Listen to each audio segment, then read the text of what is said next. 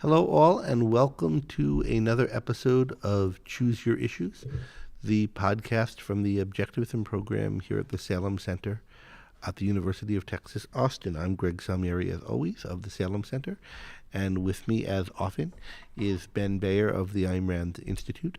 This is our last program of this type for the semester, and indeed for the academic year. And this has been an experiment over the course of the year to see in podcasting and trying to create a weekly event on campus. We're going to reflect on how it went and on what we want to do along these lines or other lines next year. But for those of you who have borne with us, we hope you've gotten something out of it and enjoyed it. I've enjoyed these conversations. And we're just talking today about ancient philosophy in the modern world. And Ben, you suggested the topic, just that we go into this. Because even though the academic year is just now wrapping up and people are about to begin their summer academic vacation, it looked to me like you just took one.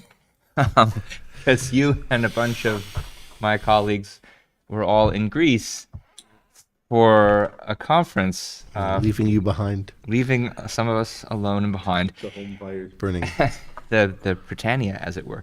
So I thought that would be a good opportunity for me to ask you about what you spoke on. And since I know a little something about what you spoke on, it occurred to me that it's a theme that connects together a lot of your work here at UT and also in your background. So what did you speak on? What were the topics? Well, I had two talks. One of them was on capitalism as the only moral social system.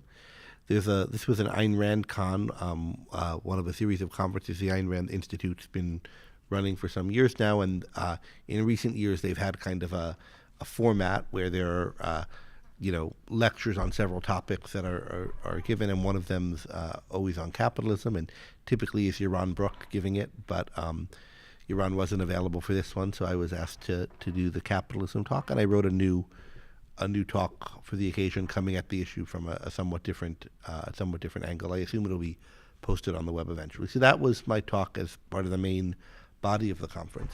And then because this conference was located in Athens, there were a sequence of sessions on things to do with Greek culture, Greek philosophy, etc., that we thought would be of interest to the conference goers, and some of them were even on location.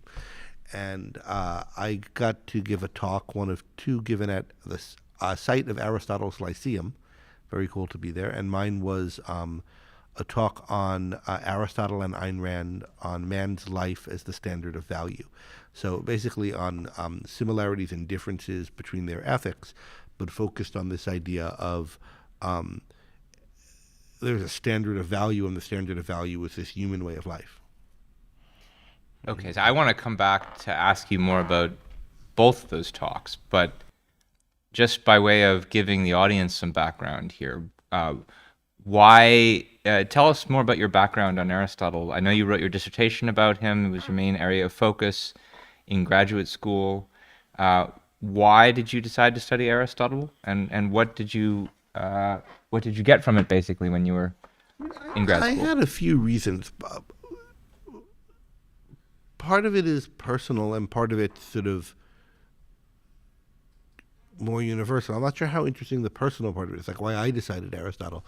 I could say a bit, but there's a more general question about like why is the history of philosophy, and particularly the early history of philosophy in ancient Greece, so important and like a perennial part of the field, and such that all philosophers should, in my opinion, and most philosophers do, in fact, spend some time reflecting on Plato and Aristotle, and them in particular, but also some of the other figures from the Greek world. And so why is that?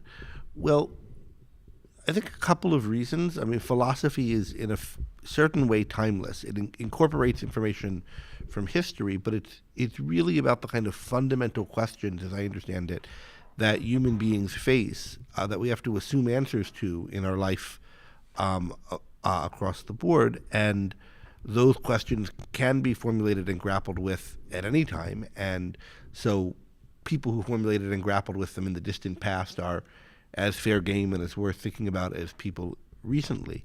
But why these people in this distant past? Why, there are a million people who have thought about these, certainly in Western culture, and that is European history. And there have been traditions of reflecting on some of these same questions in Indian history, in Chinese history, as you'd expect. If they're questions that are kind of so fundamental, they'd have to come up again. But I think the Greek philosophers have a special place in humanity's self-understanding. Any person who is educated, or what I mean by educated is, you read books, you have a field of study that you're specialized in. There might be other fields of study that you know about. You've been to some kind of university and you're educated in that sense. You have something you got from some kind of university. That sense of education. Any person who's done that, just their whole way of thinking is shaped by this tradition that begins in Greece with the Greek philosophers. The whole idea that there are like many branches of knowledge, and the branches of knowledge are organized in different ways and stand in relations to one another, that defining terms is an important part of a branch of knowledge, that proofs and principles are part of it. Anyone who has like any of this kind of terminology, any of this kind of background to their thinking, is in this sense a descendant of the Greek schools of thought, of Plato and Aristotle, and for better or worse. And so I think kind of just for self-understanding of ourselves as thinkers, of ourselves as educated people, I think it's important to think about where these ideas came from. Think about whether they're true and what are the answers to all of these questions. But in particular, think about the tradition that we're all heirs to. Okay, but this program on objectivism that this podcast is sponsored by is situated here at the Salem Center for Policy in the Business School. Now, here again, there may be particularities that explain why that's the case, but generally speaking, how would you say what your work on ancient Greek philosophy in general, Aristotle in particular, how does it relate to what you see yourself doing here at Salem Center? Doing less work on ancient Greek philosophy and Aristotle in particular since I've been here. I've been teaching philosophy in the philosophy department, and I teach Aristotle or Plato or whomever as they're relevant to the topics I'm asked to teach, and they often are.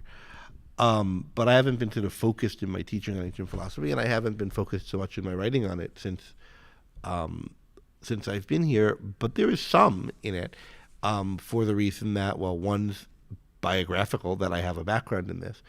But the other is that I think so many of the questions that we confront and the kind of history of how we confront them as a species is tied up in this tradition of reflection. And so, for example, the whole idea that there is a distinctive human way of life, and thinking about like what is part of the human way of life and what isn't it, and thinking of that as normative, as governing how we should live, and there are implications to that, is a tradition that comes largely out of Aristotle. Aristotle's a kind of touchstone figure in it, and my own thought about it is, has a lot to do with reflecting on him on it. And as we think about business and the role of work in business and life, I mean, one of the kind of interesting facts about Aristotle is that he's so dismissive, as so many intellectuals have been, about the business of business and earning a living, as it's put in Atlas Shrugged, about productive work, about the making money. It's seen as a part of human life, to be sure, a part that depends on our reason, as so much else does, and which is our fundamental attribute, but it involves a kind of lower order form of reasoning, one that is certainly less valued for its own sake, and therefore less to be what one centers a life around than other forms of reasoning. And understanding why that's true for Aristotle and what its consequences are in his worldview and in his ethics, and why he's wrong about that, if he is, as I think, wrong about that. And the ways in which that error of downplaying productiveness, thinking of it as merely instrumentally valuable for the sake of something else, which is valuable in its own sake, I think reveals a lot about what is important about human life, makes a life worth living, what is good, and why we sometimes miss out on that fact. I definitely want to come back to asking you more questions about his view on business, but that seems like it's mostly a negative point. You want to show what he's wrong about, but can we get anything from what you think he's right about? And here in particular, I have in mind, you mentioned a few moments ago, this idea that he thinks that there's a distinctively human way of life. And from what you've told me, you made some use of this, for example, in your talk on capitalism in Athens. And there was something about birds and the bird distinctive way of life and how it contrasted with the human. Tell us more about how Aristotle's idea there connects to the case for capitalism. If you want to think about what ethics is grounded in, why there are reasons to act one way or another, a part of it is in understanding us as a natural thing, something that exists in nature, that lives in a certain way, that has certain faculties that enable us to live in that way, that's cut out for a certain type of life. And the explanation for how we came to be that way is evolutionary, but you don't need to know about evolution to know that's true. And to know that there is, again, a certain kind of human way of living. And to wonder about what that is and to identify certain facts about it. And Aristotle did, and it begins a tradition of grounding ethics in a reflection on what it is to be human, what it is to live the human type of life, and to recognize the centrality to that type of life of reason. We are creatures that live by reason, and reason makes us different from other animals in the way that animals are different from other living things. We have a kind of extra faculty that organizes and powers our lives. And I see the better things that have happened in ethics since Aristotle, and I think Ayn Rand is one of those best things, kind of a high point, is in kind of following up on that idea, developing it and making it more consistent in understanding how reason fits into life on Earth for human beings, how reason fits into our lives, including the parts that I don't think, where Aristotle wasn't quite able to see how it would fit. So how does this relate to the birds and capitalism? Well, the way I think about it, part of what Rand really sensitized me to, over and above the ideas you find in Aristotle, is that human beings need to learn how to live. That the human way of life, the kind of way of life that we're suited for, is something that needs to be discovered. And that may only be partially known or understood. And that can be discovered, better. We could learn how to do it more and more. And there are signal moments in history where we have learned more of this. And I think one respect in which we've not, through most of human history, been very good at living as human beings is living together, interacting with one another, certainly at any kind of scale, in the way that our means of survival suits us for, in the way that enables us to live well and to flourish. And so part of the way I frame the whole talk on capitalism is that there was some momentous discovery made about 200 years ago, some kind of change in the way human beings organize themselves. And it was starting to live in a way that is consistent with the way that human beings survive, is consistent with the faculties that enable us to live, that is consistent with the human way of life. And to kind of illustrate that, I talked about imagining a species of bird that is not living properly for it. Imagine it forgot how to fly or never learned how to fly. They still could fly in maybe cases of emergency or when they were scared, but not as a way of life. They didn't organize their life around flight, even though they were anatomically capable of it. And how we would expect them to muddle by versus what we would expect once they learned to go all in on flying and set their life around it. And for human beings, what I think we learned in the 18th century and really picking up in the 19th century was how to organize human life around voluntary relationships. We've never done it perfectly. We still have a lot left to learn about it and a lot left to implement. But there was a real change from feudalism to capitalism, or approximate capitalism. And I think the way to understand that change is to understand it as our learning to live in the human way. Learning in particular to interact in the human way, the way that respects that we are each rational animals, that we each live by producing, and that we each live by producing under the direction of our own reason for our own sake. And what is it like to interact with other creatures like that in a way that is mutually beneficial, in a way that's life-enhancing? When we organized our society around that to the extent that we first started to do in the 1900s as a species, in the 1800s as a species, we see this just dramatic increase in life expectancy, in GDP. We see it, in different countries when they start adapting this. And I kind of focused the talk on trying to understand that and understand that change as human beings adopting a moral way of existence, which means a way that's consistent with our nature.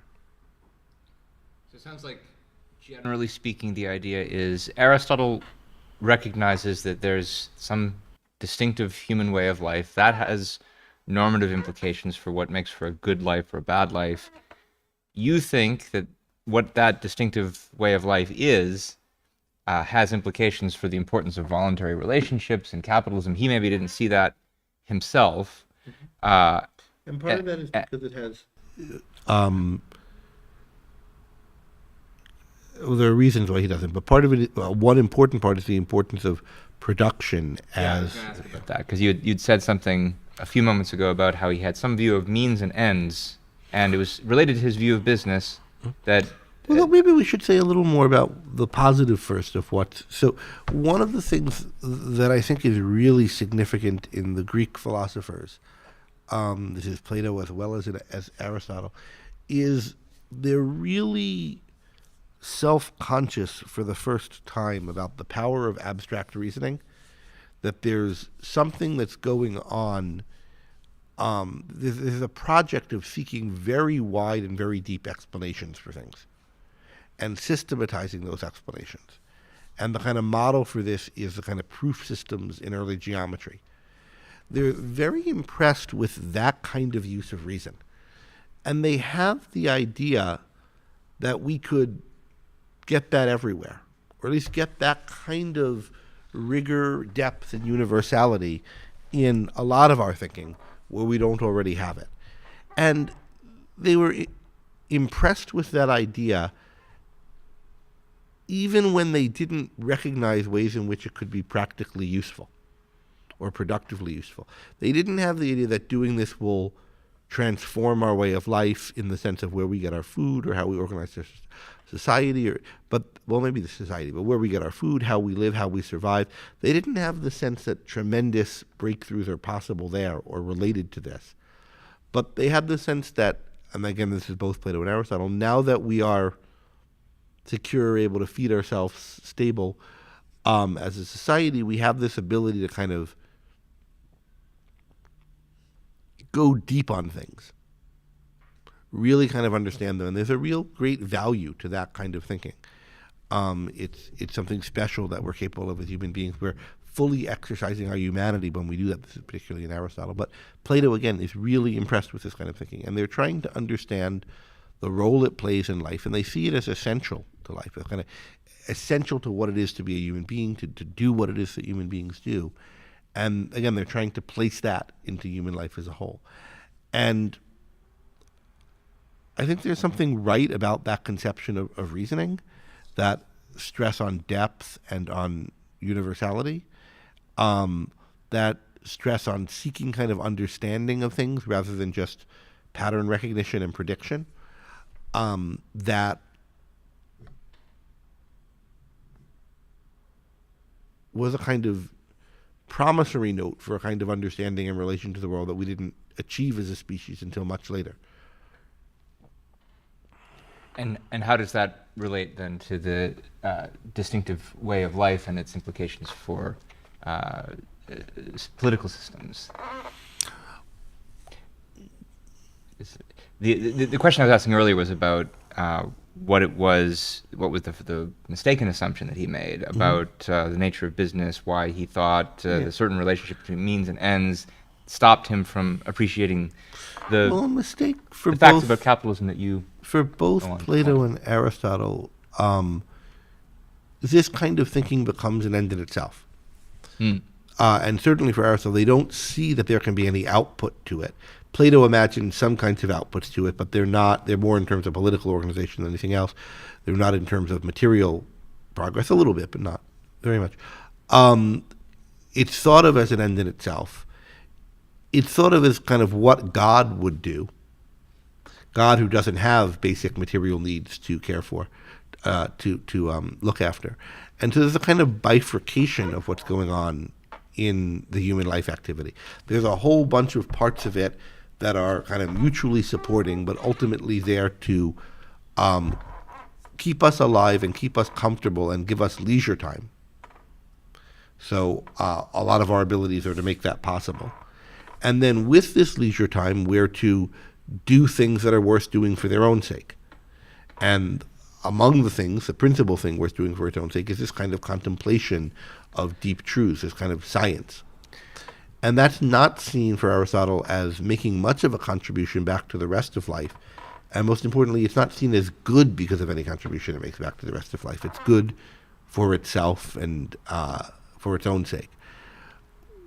Whereas I think, and certainly Rand thinks, that it's only human life as a whole that's good for itself or good for its own sake. Kind of scientific knowledge that the Greeks envisioned and had some of is good for the contribution it makes to the rest of life, just as all the rest of life is good for the contribution it makes back to the rest of life. There's no bit of life that is just a consumer that's valuable in its own right apart from the rest, and the rest is valuable as subserving it. Rather, a life as a whole is an end in itself. And there are kind of parts of it that are more central to it, more what one focuses on, but even their value has to be understood in terms of their enabling this life as a self-sustaining whole. Let's focus just on the issue of scientific reasoning. So they discover this new cool thing, which I suppose in their period, mostly they're thinking about geometry, mathematics, maybe some astronomy. Yeah, those are the fields in which they've realized it. But there's the ambition to have it in the other parts of natural science as well. But even in those fields where they have realized it, you're saying it's a curiosity to them that they can use science this way. It doesn't have obvious practical applications, or at least ones that contribute in any meaningful way to the things that they recognize as being the source of their livelihood. Yes, I think that's right. They think of it as, we knew certain ratios, and those ratios were useful for geometry in its original sense, measuring the land. Land, metry, right? It was useful for finding our way around, for surveying, for things like that. We learned lots of rules of thumb and facts about shapes and distances and sizes that we had uses for, to keep our fields tilted, to know when it would rain, and whatever things in astronomy, to know what the seasons would be like. But what's new with the Greeks in their leisure time is going beyond that to come up with like axiom systems and explanatory theories and organizing this knowledge in a way that was impressed them at having depth and of leading to a situation where you don't only understand that certain patterns are going to occur, but understand deeply why they're going to occur. But that didn't help them till any more fields, they didn't think. It didn't make them know, more confident about when the rains would come back or about where your property ended and mine began. So this extra thing that we now have that we're really impressed with, which feels like getting insight into the world, isn't useful. Or if it might have uses here and there, that's not what's so awesome about it. There's some, it's the difference between being an animal and being a human being, between being asleep and being awake. It's being aware of the causal order of things. It's understanding things. It's being alive to the nature of the universe. That's what we're able to do that no other creature can do. That's what human life is about. Once you've had a taste of that, you can't settle for anything less. And yet that doesn't seem to put bread on the table. So what changes? What are they missing? What is it that if, let's say, we were to give some new information or data, or take Aristotle in a time machine, move him forward into the future, that he could see something new that would help him to see that that's, it sounds like what you're saying is that's not all there is to scientific reason. It's a little bit hard to say. I mean, historically, the first person I see really having the opposite view on this is Francis Bacon. And he's influenced by the voyages of discovery to the New World, to the Americas, and by the encounters of the Europeans with the indigenous peoples here. And I think Bacon has two kinds of thoughts that are relevant to this. He's read all the old knowledge that came down from the Greeks, and particularly in natural science, and he doesn't think we know that much. He doesn't think we really understand that much in natural science, but we understand a few things. We understand how the principle of the compass and how it works and how to use it for navigation. We understand gunpowder and how to use it, not very deeply, but we know how certain machines can be made with it. And maybe there are one or two other things, right? So he doesn't think we have very much knowledge, but he thinks we have a few signal pieces of it.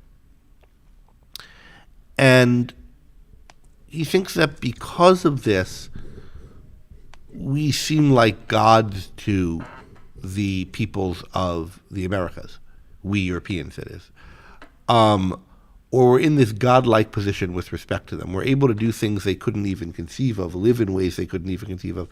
We have this tremendous power over them, or tremendous power over the world that they lack, but it also translates to a power over them. We're able to get across oceans where they couldn't. We're able to blow things up where they couldn't, etc.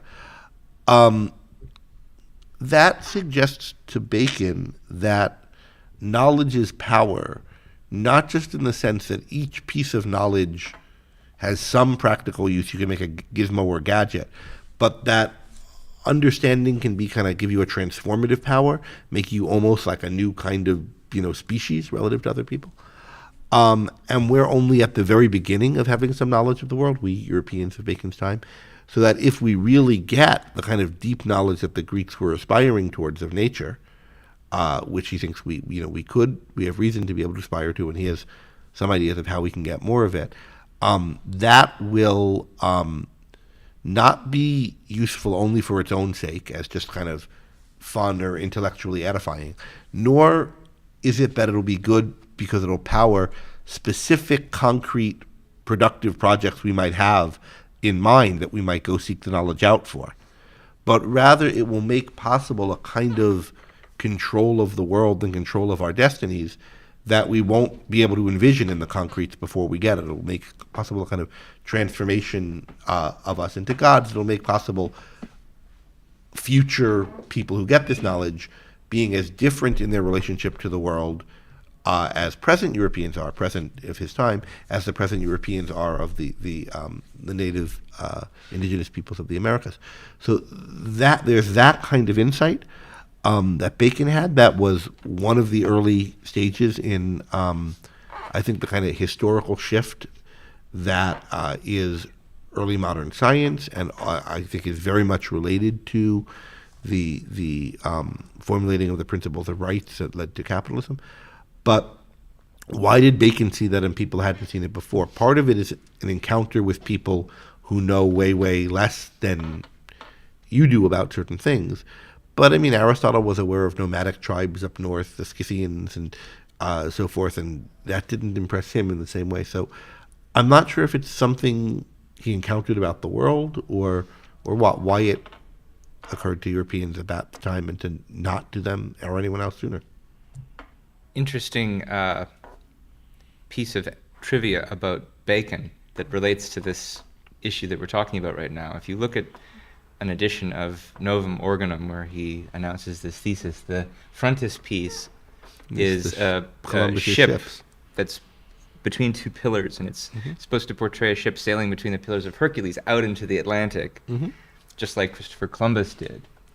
Yeah. I don't think, I don't know if Bacon knew about this interesting historical fact, but of course the most famous person to have done this first was Columbus. And there's the old myth about how he proved that the world was round. That's not true. I think Bacon did know that. I think that's why the frontispiece is there. I mean, I think it's well, he knew about Columbus, of course. But did he know that how it was that Columbus knew that he wouldn't fall off the edge of the earth? that how it was known the Earth was how round. it was known that the Earth was round. I don't recall if he ever talks about it. We have notes in Columbus's own journals of his consulting, wait for it, Aristotle's De Caelo, where it makes arguments for why the Earth must be round. So there is Aristotle himself using his theoretical reasoning to prove something that's of no practical use to him at the time, but which turns out to be of tremendous practical value to someone like Columbus, and that makes for the creation of a whole new world of knowledge that then Bacon is beginning to observe the consequences of. I mean, the Greeks in general thought of this time thought of the world as round, but the particular connection to Aristotle there is interesting and fun. The other thing that was changing, and this is why I don't know how much it was the discovery of other people's, was so Deirdre McCluskey makes let me back up. There's this phenomenon to be explained, this tremendous rise in the standards of living, and why it happened. And one view is that it happened, so ultimately trade is a part of it, but it's not just trade, it's the use of scientific knowledge, the kind of invention coming to the fore. These are all part of in the industrialization. These are all part of one kind of historical progression. And there's a question of what's the essence of it and what's the cause of it. And one view that's stressed by some scholars, that I think definitely has something right about it, is that it's this grasp of the possibility of mammoth progress in knowledge having applications that just wasn't really glimpsed before. And Bacon is kind of a signal figure in this. And for a historian to write on this, Joel McKeer, I think is really good on this point. There's a book, A Culture of Progress. There's an article that's kind of connected to the book in the Atlantic some time ago, is the idea of progress natural or why it's unnatural. Anyway, you could look up that and find Joel McKeer.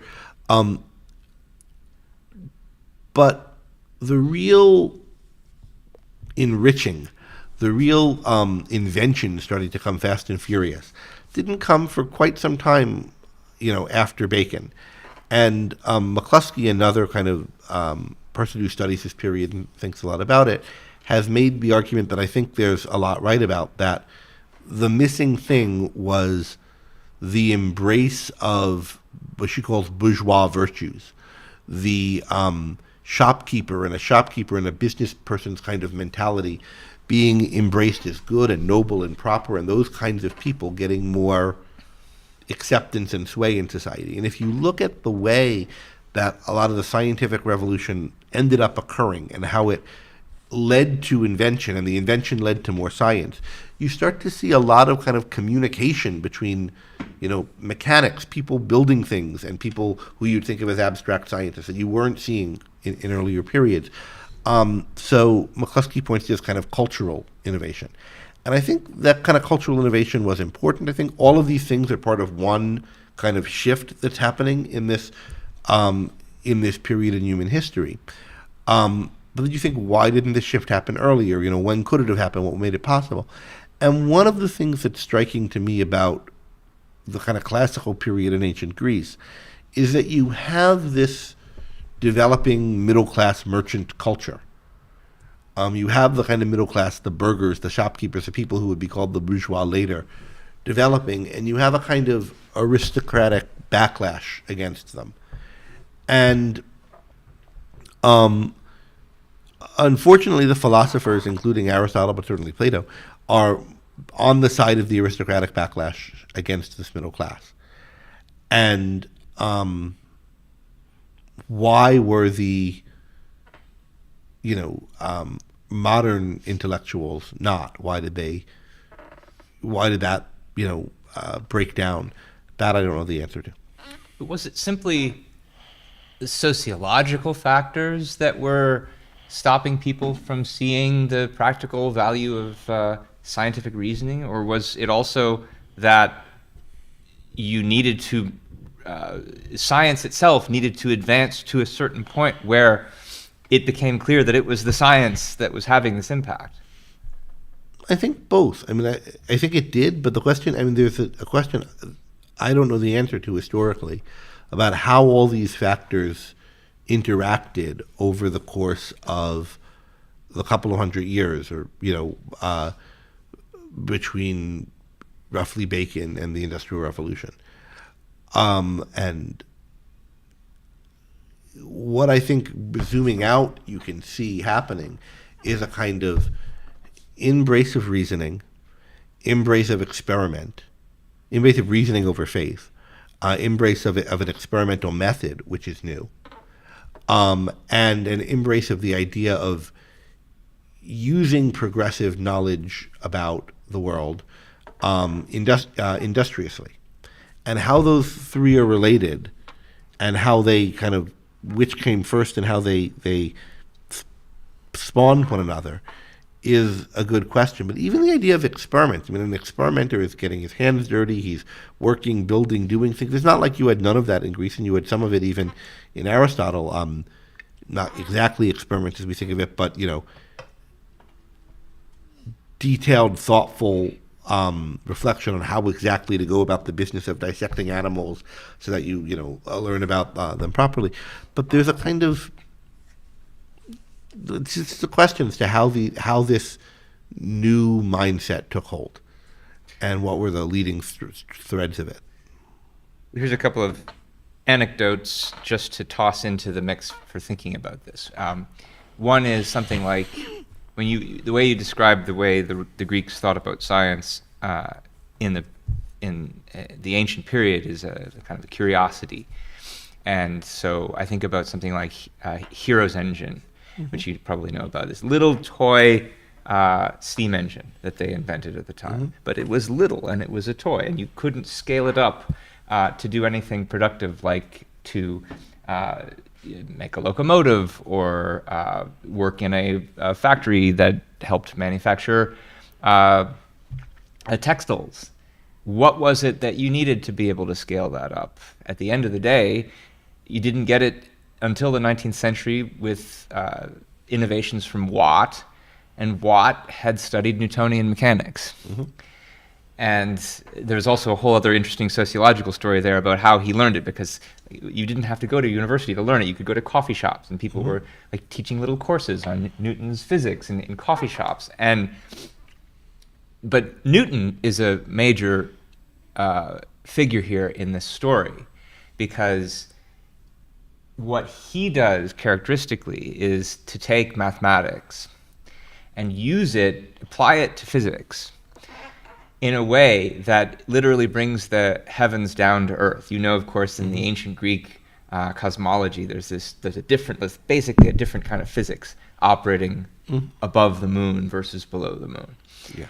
And what makes Newton's theory the universal theory of gravitation is that he realizes that there's the same force that makes the planets go in ellipses is the force that makes the apple fall straight down to earth. Now, you would never think those were in any way related, because they look totally different. They follow ostensibly different paths. But it's only when you take the calculus and figure out, well, one is actually a limiting case of the other, that you realize, no, the principles between heaven and earth are the same.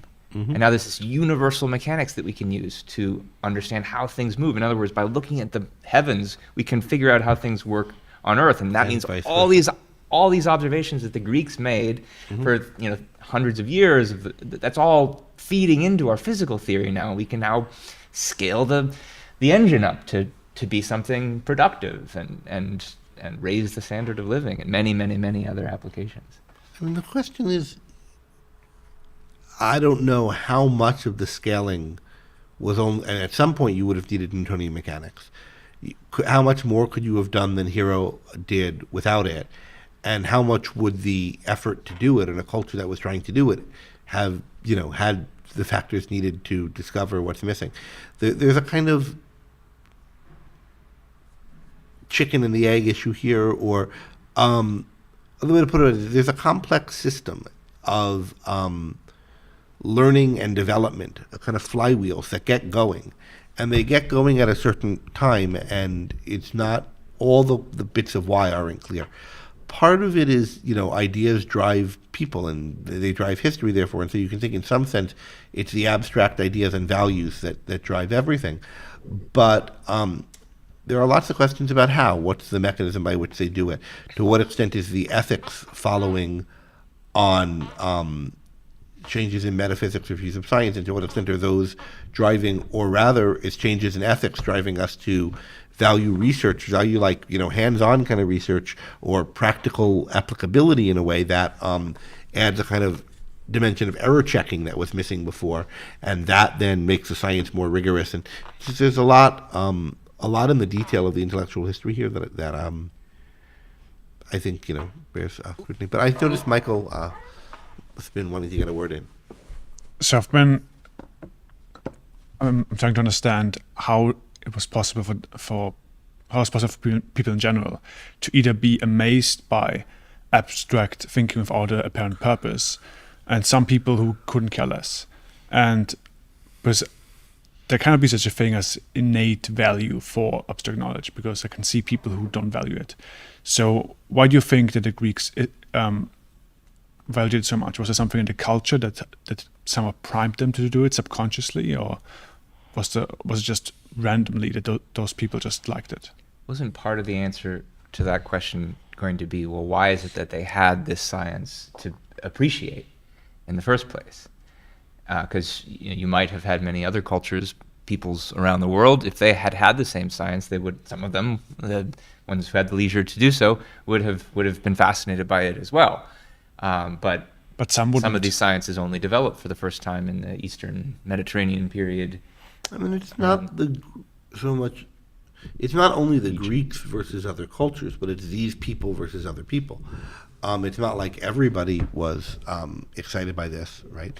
It's a really small handful of philosophers and there was a kind of a small group that was really entranced by this, and whose ideas got kind of passed down and kept that flame alive. There might have been other groups like that elsewhere at other times, and the kindling got exhausted. I don't know how much there is to say about why there's this kind of excitement about it, except that if you do a kind of Euclidean proof, there's a kind of elegance to it. There's something a kind of intelligibility that's modeled by it that is kind of profound. There's a kind of profound experience. I mean, it's there. so cool that some philosophers of the period thought that it was actually just recollection of a past life. Right. It seemed magical to them. Pythagoreans and Plato, yeah. And I don't know of other times in history where that kind of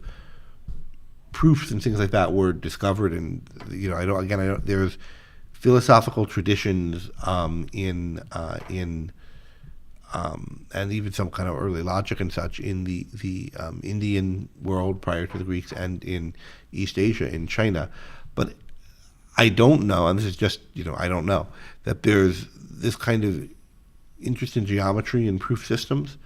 I don't know of any place else where that develops. There are definitely kind of mathematical innovations, but this particular kind of focus on proof and structure is something that is, to my knowledge, new in the ancient Greek world, and that is intoxicating and impressive to the thinkers of the time, where they're trying to model other kinds of thought on it.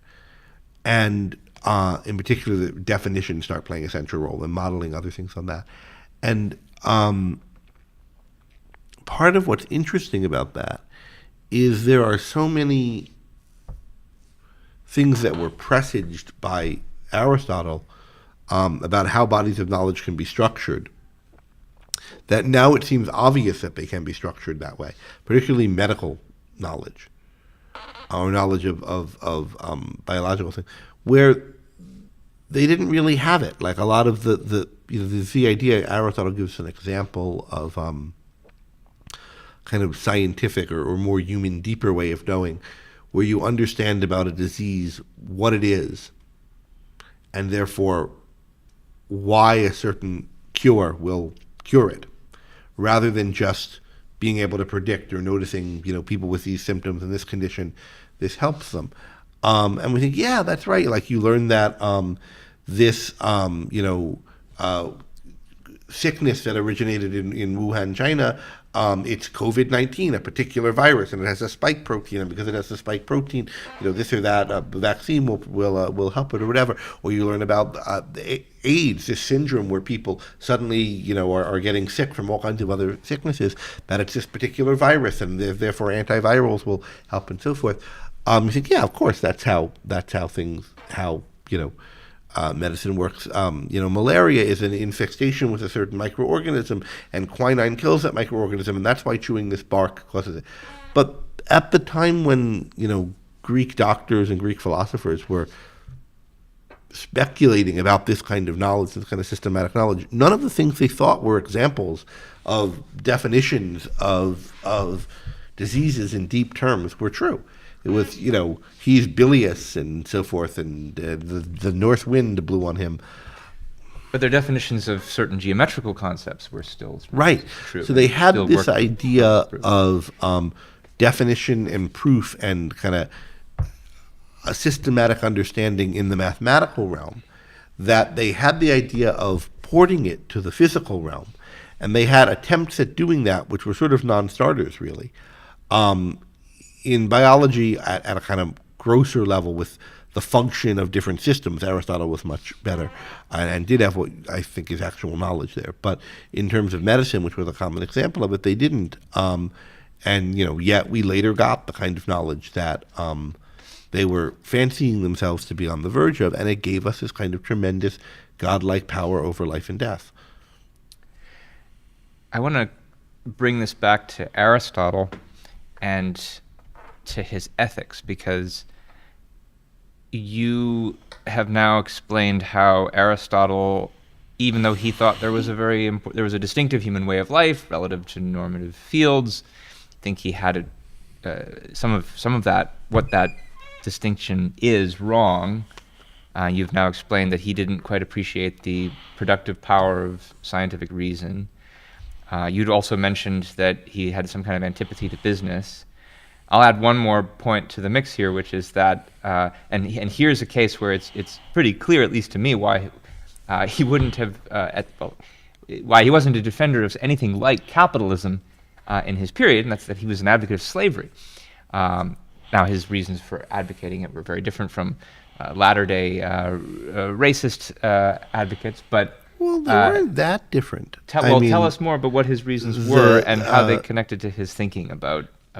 He thought some peoples were cut out for slavery and others weren't. There was natural differences between people that made some suitable to be slaves and others suitable to be free. And he thought that was, seemed to think it was largely hereditary. And so you can find groups of people living somewhere who are, best suited to be slaves. What kind of traits made you better suited to be a slave as opposed to a master? Well, I'll say what they are deeply in a moment, but you might think that they would map onto some morphological things, and so if you encountered some, group of people who looked different from you and seemed less technologically advanced or whatever, or less scientific, you might think, well, these are the natural slaves and we should enslave them, and that is the kind of justification. Very rarely. It's mostly non-Greek speakers. They're to be found up north and, in kind of like, the Scythians and some somewhat down south. There are kinds of people who aren't like fit for, they're mostly nomadic tribes and so forth. So he thought typically barbarians were, that is people who didn't speak Greek, were more suited to be slaves. So in that sense, you could be taught Greek and then still be this kind of person. But But yeah, so what was the reason for it? Well, he didn't think that everybody equally had reason. Some people have just enough reasoning to be fit to understand orders. They can't really understand, they can't use mind to direct their own life, to come up with plans and execute on them, to understand what's good and right to do. Much less can they use their minds independently to, contemplate the eternal verities. They're weak of mind, and somewhere in effect between human beings and stock animals, and it's good that this should be the case, in his view, because there's a lot of work to be done to enable the fully human contemplative type of life, which work is distracting, takes up time when you could and should be contemplating, and moreover, doing some of this work is has adverse consequences on you, including on your soul, that makes you less suited to be able to contemplate. So it's a good thing that nature has made some sort of, dumb burly folks, in effect, and the natural order is to have them do the work under the direction of the smarter folks. I should mention I've always found this argument of his, this justification of his, strangely similar to the argument that's often given for why taxpayers should fund university professors. Yeah, it is. There's some kind of similarity, but it's there's those of us who no, it's not the current, because one reason why taxpayers should fund university professors, it's often thought, is that the university professors will discover new scientific truths which will help the military or help production or help somehow help sustain the material benefits that the taxpayers. But when they say, no, there Yeah. are certain kinds of questions that are just worth studying for their own sake, and we academics don't need to justify it in terms of there's any a higher practical life, value. the life of the mind, and so forth, and the tax base is meant to support those few who could do that. Yeah, that is much more this kind of elitist attitude. But I understand that there's a paper you've been working on for some time now, I think, called Aristotelian Ethics Without Exploitation. Oh yeah, that's related to all of it, to this controversy. What does an Aristotelian ethics without this view of slavery look like, and how do you get there? It's called Aristotelian Ethics Without Exploitation ? Because it's not clear to me that if you eliminate everything you'd need to get rid of the that it would be exploitation, Aristotle's anymore. that it would still be Aristotelian. That is, I think the differences go deep enough. So, all right, so one thing is you could just eliminate this view that human beings slot into these two, in effect, subspecies, some suited to think and lead lives directed by their reason, and some suited to be the servants of others. And you can do that. And you could say, well, no, we're not. It turns out everybody is biologically and psychologically like what Aristotle thought the people suited to be masters were. But for Aristotle, that would be regrettable if that turned out to be the case, because then we'd all have to kind of slave away doing lots of kind of practical work if we couldn't get other people to do it for us. It's just the case that a lot of the business of human life is only worth doing for him because it subserves this other activity in human life, which is worth doing wholly for its own sake and not for its contribution to things beyond itself. And so long as you think of human life as made up of activities that stand to one another like that, you're going to have a real conflict. You want to be doing the one type of activity, but the other one needs to get done in order for you to do it.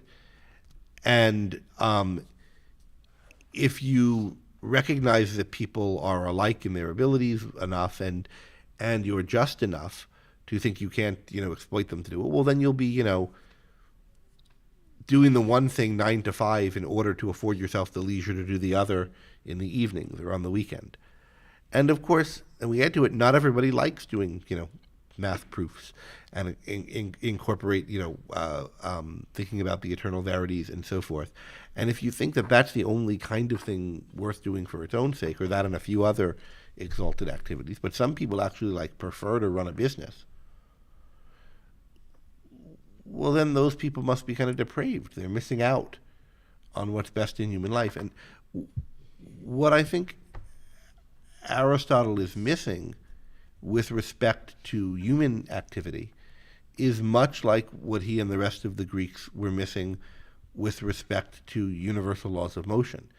They had these kinds of two domains that worked differently. The heavens, which go around in eternal perfect circles, and down here below the moon where things move in straight lines and go up and down.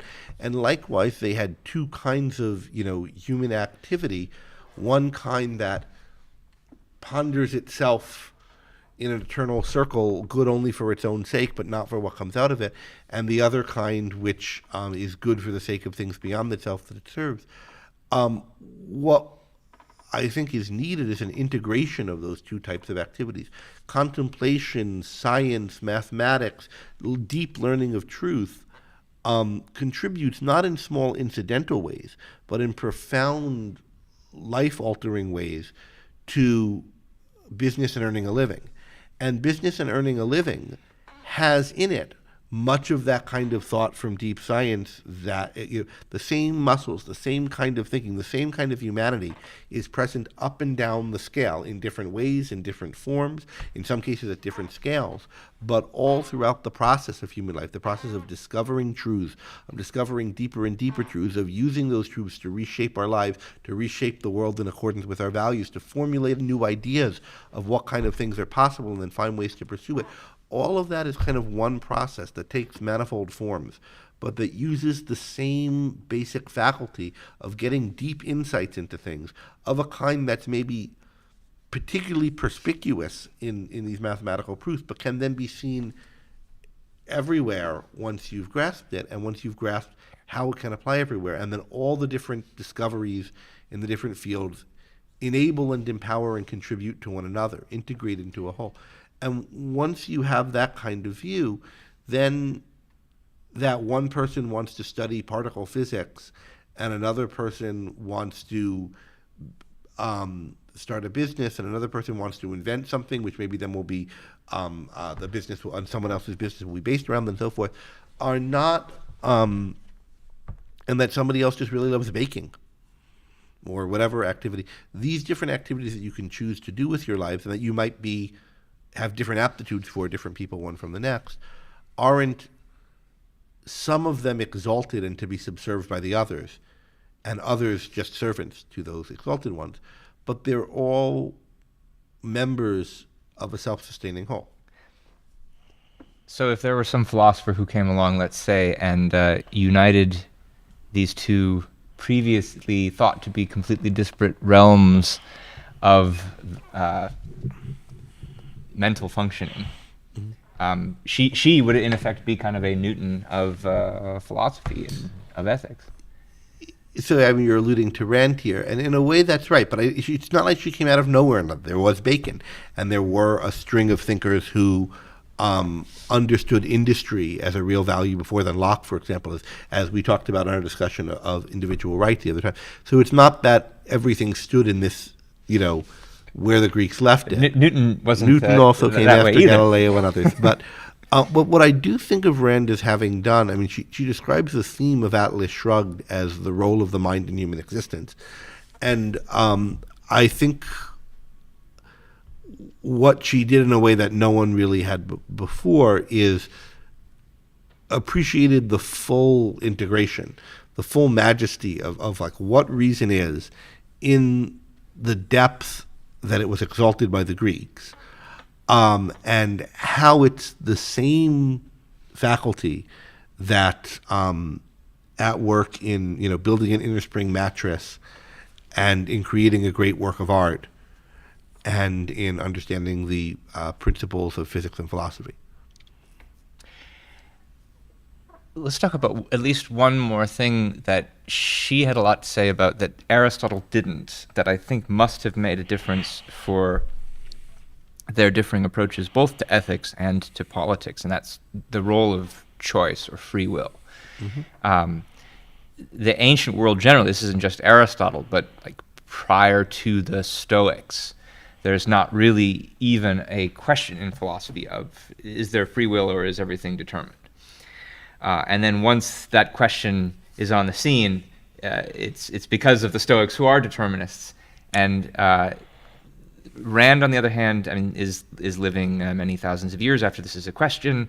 She has a definite view on the subject, and more generally sees the role of choice all over the place. And you alluded to it somewhat already in your take on her view of reason, that there are different ways of life one can choose in which you are in one way or another contributing to this means-end relationship that is life.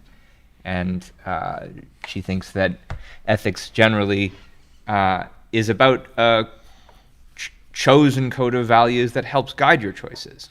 Can you say more about how that has implications for the issue here, and especially as it relates to individual freedom? Because I think there were two ways in which a focus on choice and free will can be kind of in philosophical thought or in thought. There are two dimensions. One is this problem of, are we deterministic? Or is the universe deterministic? And if so, how do human beings and human actions fit into that? And I think that question doesn't really come up until you have the Stoics having a kind of basically fatalistic metaphysics, a kind of chain of causes, I think incorrect theory of causality that then rules out free will. So that somebody has to oppose them to rule it back in. And then the Stoics have to try to make them compatible, and then other people say, well, no, they're not. It's not really compatible at all. And you get Alexander of Aphrodisias, who I think is fantastic on this issue. And Aristotelian. But not just reporting what Aristotle said, though he claims to be doing that, but developing Aristotle's view. Here's what Aristotle would have said or should have said. But even prior to Alexander, you have people focused on choices. You have people focused on choices all the time, on deliberation, on choices people make. You have the myth of, but the story of Achilles' choice, and the choices of Hercules, and there are scenes of choice in mythology, and which life are you going to live, and so forth. This kind of idea of choice is behind ethics altogether, and and part of what Alexander is breaking out is if you make it all deterministic, you don't have choice anymore. You don't have anything like ethics. You don't have human life. You can call it that, but it's not. So the particular thing that's coming up with the Stoics is you have a wrong theory of causality, wrong by my lights anyway, that seems to rule out, or does rule out, the kind of choice that people normally presuppose that they have in deliberating, and then you have the need to answer that. Okay, so you get that with Alexander, and you get that issue of free will coming on the table then. But what you don't get in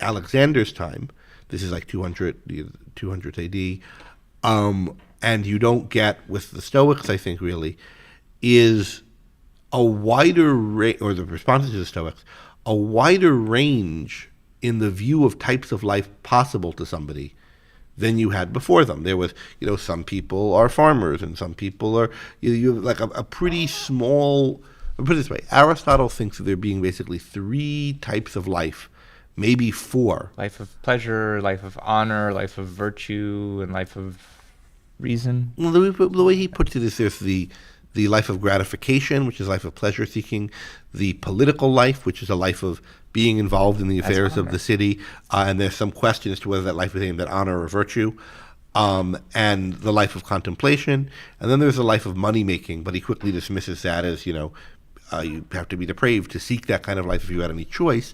If you're poor, of course, you don't have a choice. But so these are kinds of lives that you might live if you were, in effect, landed gentry or otherwise, provided for and had leisure time. What are you going to do with your leisure? You're going to party. You're going to become civically minded, or you're going to become philosophically minded, and these are the three activities. And this idea that there are these three lives and maybe the fourth of money, this is kind of how people thought. I don't think the issue of the debates about determinism and free will that arose with the Stoics changed that much. The respect in which I think choice is a bigger feature in modern thinking, and certainly in Rand's, is this idea that there's just so many lives you could have. There's, and let me put it another way. Greek, if you look at the Greeks' conception of great art and great artists, there's a lot about how beautiful the sculptures are, how the sculptures are so beautiful they're lifelike.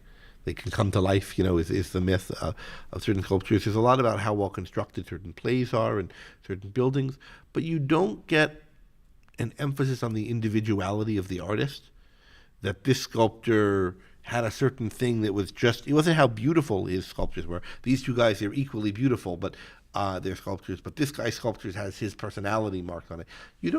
I don't see a lot in Greek writing about that. Maybe some by implication somewhere. But if you think about coming out of the Renaissance, and the Renaissance conceptions of artists, I don't think it's just, how beautiful Michelangelo's works are and how beautiful Da Vinci's works are. I think there's just much more of a sense of a distinctive personality. And the distinctive, and then when you get to a romantic movement in art, you get the idea of a distinctive style, distinctive souls, distinctive values that a particular person cares about in all their individuality. And there's a kind of focus on the role of choice, the distinctive preferences of a distinctive soul chosen by that person that I don't know, again, where that develops. You get it a lot in the 19th century. You get it, I think, developing out of themes in how people are thinking about art since the Renaissance.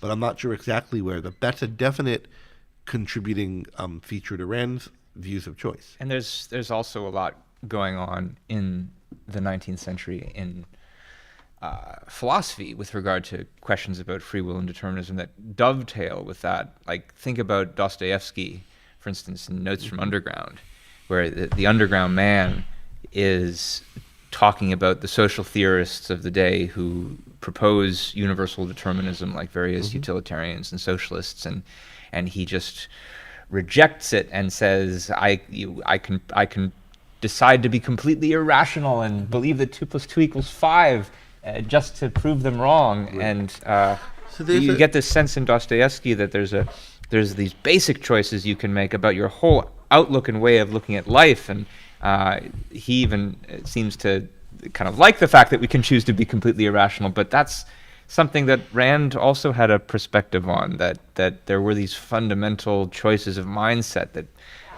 made a big difference about the kind of person we could become. Yeah, that's true. And there's the idea of the choice to think in Rand versus the choice to evade, and I think there's a kind of parallel to that, or kind of anticipation of that, or early version of that in Alexander Aphrodisias, who I mentioned before. But part of what I find significant in the focus on the individual is not the fundamental choices, but the idea that you could choose to be good or evil. There's this choice to go the right way versus the wrong way, right? Whether it's really a choice or deterministic, you find. You find it in Augustine in a way, right? You find you find it going through the Christian tradition. You find it, I think, in Alexander, sort of. You find it in Epicurus, sort of. But that doesn't give you the idea of the idea of a particular life as a creation of an individual soul.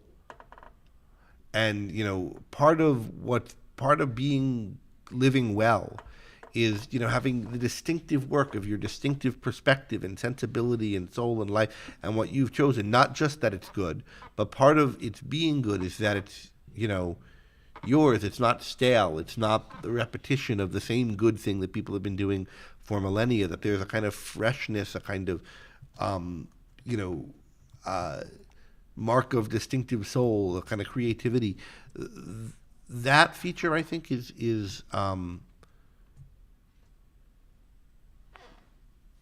modern. I think it's in Rand, and it's part of what's inspiring about her view of the world. I don't know the whole pedigree of it, but I think it's, I think of romantic literature, romantic art, romantic music. There's this kind of general theme of the personal, the distinctives. And it's often thought to be opposed to reason or disconnected from reason, and part of what Rand does is re-relate them and relate them in terms of fundamental choices. But if we're thinking about like what's good and different about modernity from the ancient world, and that has to be reintegrated into what's good about the ancient world, and they have to be, put together, and that Rand is part of what she's on about is putting them together. Part of it is this romantic, creative sensibility.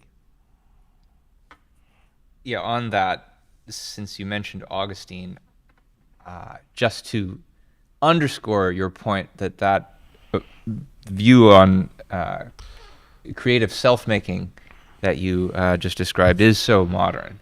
Mm-hmm. Like, yeah, there's choice in Augustine, but he's still at the end of the day a determinist, and not just from the perspective of kind of technical philosophical stuff. Like, if in the Confessions, his famous conversion scene is all described under the heading of God's grace. Like, he hears a voice from the clouds saying, "Pick it up and read," and he picks up the closest Bible and it says something to him. I can't remember which passage, but that's his sign to now convert to Christianity. And it's all the agency is with the Lord, and that's all over his philosophy. That it's grace and grace alone that allows transformation. Yes, there's transformation, but it's not self-transformation.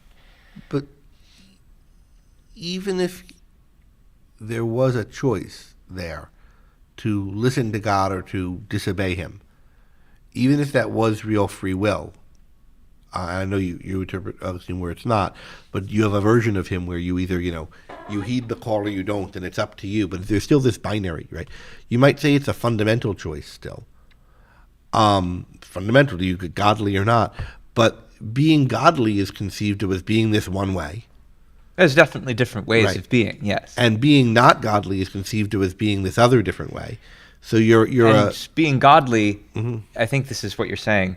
I think this is consistent with what you're saying. What it is to be godly, then, is not that distinctive and individualized of a thing. Like, it's the same. All the godly people are going to join the monastery that he founds and go off into the desert and be really impoverished and take all these vows, and they're going to shave their heads and they're going to look and act the same. Or they're going to play whatever role Jesus or God or whatever says they should play. Maybe he'll assign some to do something different, but there's not going to be they're not going to, and likewise, if they're libertines, they'll either submit to God and do what he tells them to do, and be soldiers in his army, or they'll submit to their earthly animalistic desires and be slaves to those passions. One way or the other, they're going to live in a recognizable, the same way. So it's a choice of slave driver. Yeah, it's a choice that you choose your masters, God or Mammon, right? And you either think that that's a real choice, or you think it's not. It's ultimately fundamentally determined by God. But you're which of the two things are going to be your master? But the idea that you could be your own master, you're not mastered by money, and you're not mastered by God. You can serve yourself. You can come up with designs. You can work in mysterious ways. Get your own plan for your life and follow it and pursue it. And it's going to be a distinctive plan.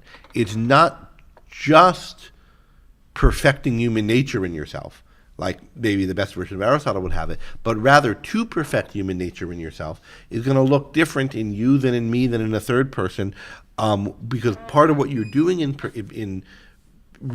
fully realizing human nature in yourself is realizing a creative ability, an ability to, do new things, come up with new ideas, pursue them in new ways, have a kind of life that's not just the same old life over and over again.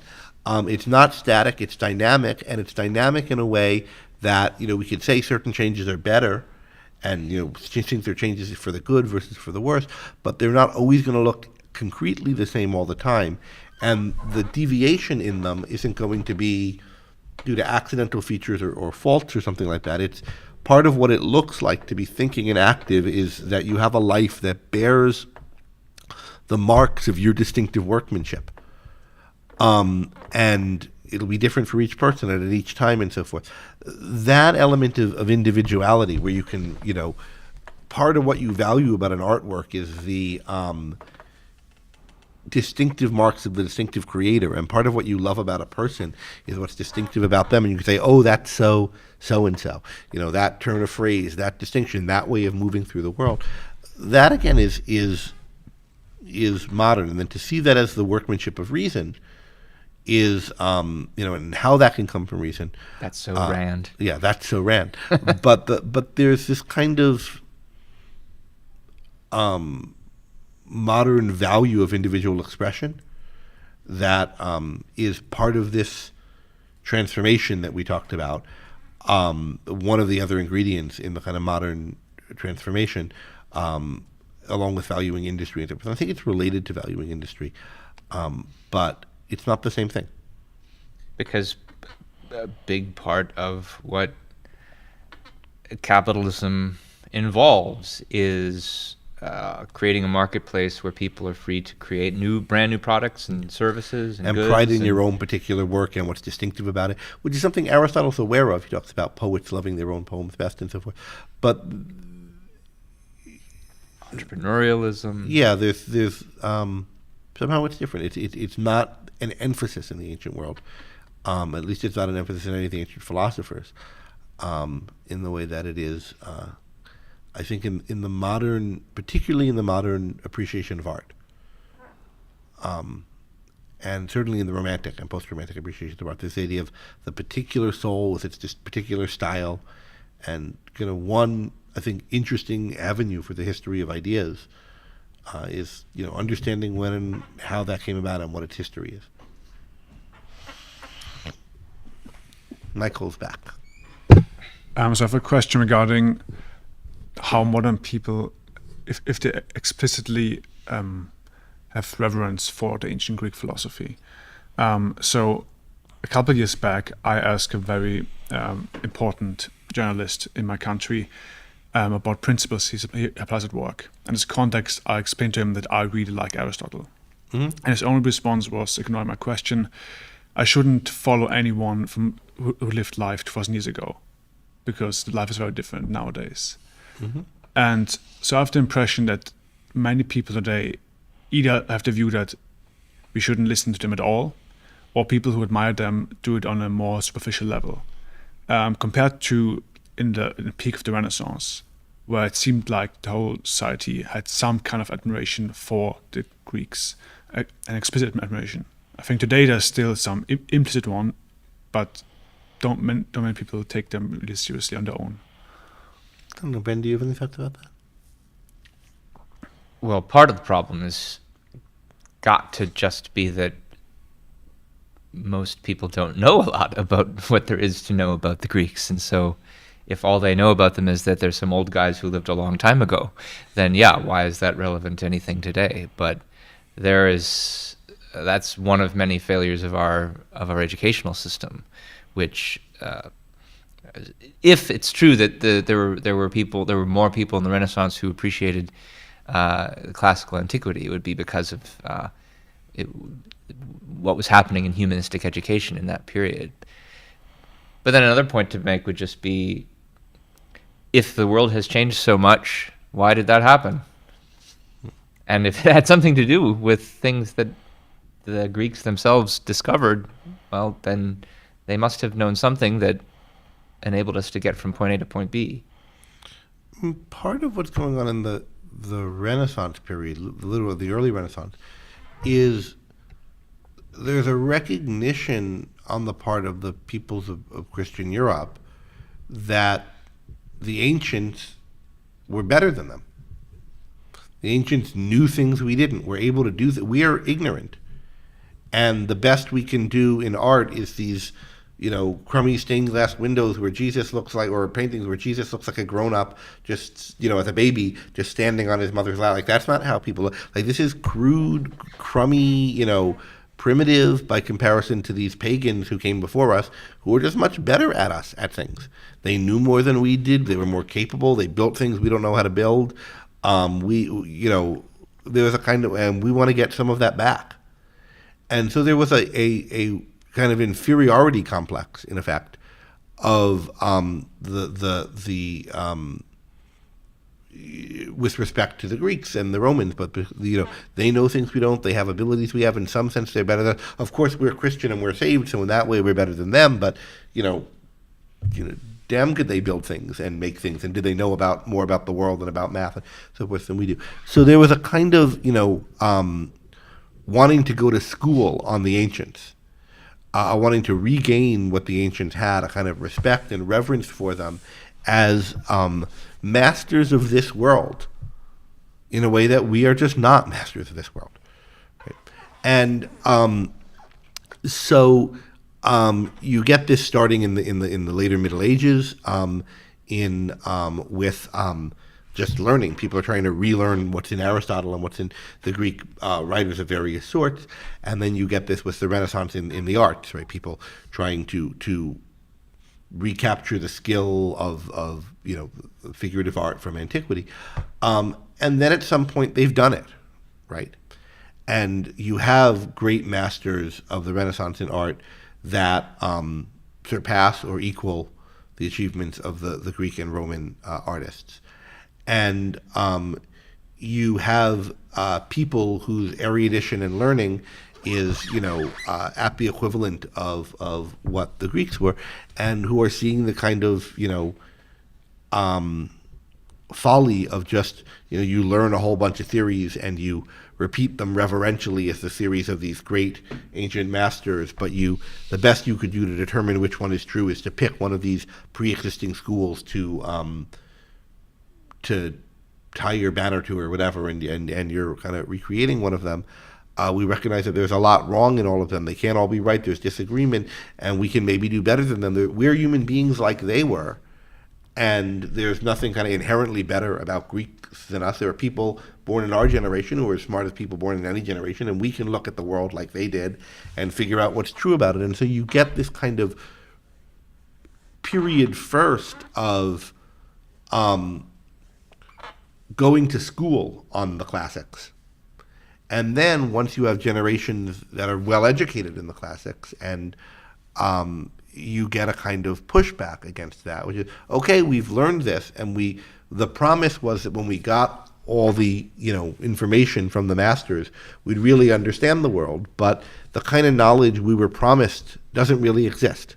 There isn't a true, well thought out system of understanding the natural world. We're going to need to do this work for ourselves. We've learned what there is to learn from the past, and we need to figure things out. And so you get this kind of rhetoric all throughout Bacon, Descartes, Locke, people who had a kind of education in classical science and philosophy, and are now saying, yeah, we need to start thinking for ourselves. We can't just...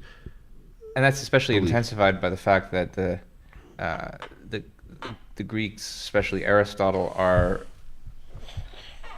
I don't want to say hijacked, but they're kind of taken up and taught in a Christian expropriated context, yeah. by Christian thinkers who then use a kind of religious method of analysis, scholastic understanding, and kind of squeeze all the life out of what was distinctive about the Greeks, and then that gives the Greeks a bad reputation by association. It's the new dogma to learn, in fact. Right. But and so I mentioned some of the philosophers who are focused on this, and of course you have people like Galileo and ultimately Newton, right? But there's the idea of now we can think for ourselves, and we shouldn't be beholden to the Greeks. We should try to work things out for ourselves. And so the best part of what your journalist might be thinking is this kind of Enlightenment modern idea. We're our own people. We're able to think. We don't need to follow them. And very often when you find people who are stressing antiquity and Western civilization and the tradition, and it's conservatives, and conservatives who are the kind of people who would be against all of these advancements when they first came about. People who are hidebound, who want to stick with what's old because it's old, and what's old happens to be Aristotle or Thomas Jefferson, so they want to stick with that, even though both Aristotle and Thomas Jefferson were radicals, right, in their time, breaking from earlier things. So there's something healthy in the, don't be a slave to the past mentality, but there's also a need to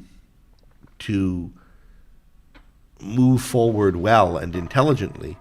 And that connects to the one of the things I said, which is that if the moving forward itself was itself somehow enabled by what the Greeks gave us, that's relevant to know. And so, like, you can give all kinds of examples of thinkers who were revolutionaries in their period, and maybe even thought of themselves as critics of Aristotelian slavishness, but who were nonetheless relying on some of his contributions. I think Galileo is a really good example here, who obviously was opposing Aristotelian physics, but who, because he was studying at the University of Padua, there was a lot of, which was dominated by Aristotelians, there was a lot of emphasis on the importance of experimental observation, and that's, as opposed to what Plato would tell you. And same thing, I think, with Locke, and same thing with Bacon in particular is very negative on Aristotle, but there's a lot of Aristotelianism in what he retains that's really important. As well as the criticisms he makes, having a lot right to them. So,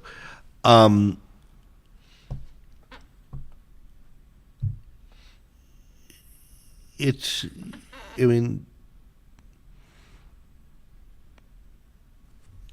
a Newton line about, if I've seen further than other people, it's because I've stood on the shoulders of giants. And there's a little bit of extra humility to that. If, lots of people had those giants to stand on the shoulders of, and Newton saw further than them because he was a giant himself, right? Yeah. But both of those things need to be noted, that, we're capable of new insights and of seeing further than people have seen before, because we're capable of attaining a high stature. But there are also people of great stature in our past that whose accomplishments enable us to do that. And both things, I think, need to be understood. So there's a real value to understanding the value of the past, the value of past thinkers. The other value to understanding them, though, is that much of what we're inheriting from the past is wrong. And if you don't think about the principles that you're operating on as principles that were come up by certain people at certain times, in the face of other alternatives that people might have advocated, and these people adopted them for these reasons, and they were passed on to you, it's easy to take them for better or worse as just how people think, how people operate, and not see that they're one way among others that you can go. And if they're good, and you just assume them by default, well, at least you'll have them and you'll be functioning in a good way, but you might not be able to fully grasp what's good about them and go all in on it. And if they're bad, you won't be able to see that and abandon them. So I think it's really valuable once you recognize that certain thinkers have been so shaping on the whole way we think, as I think the mainstream of Greek philosophy and the whole tradition that derives down from it has been, then it's really worth coming to understand them, both for whatever turns out to be right about them in your ultimate view and for what turns out to be wrong about them. It gives you a kind of power over your own thinking. Especially since part of what makes great thinkers of the past great is precisely that they were able to see into the future by discovering causes and effects. And so to the extent that you use anything great from what they've given you, it's for the sake of looking at the world around you and seeing new things into the future for yourself. So it's being forward-looking rather than backward-looking.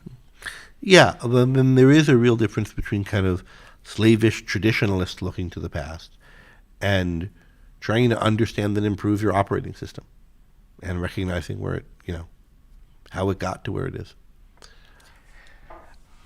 Well, I think that's a good note to end on. Agreed. So thank you, everyone. For those of you on campus, best wishes for finals, and have a great summer vacation. And we look forward to another action-packed semester of programming in the fall.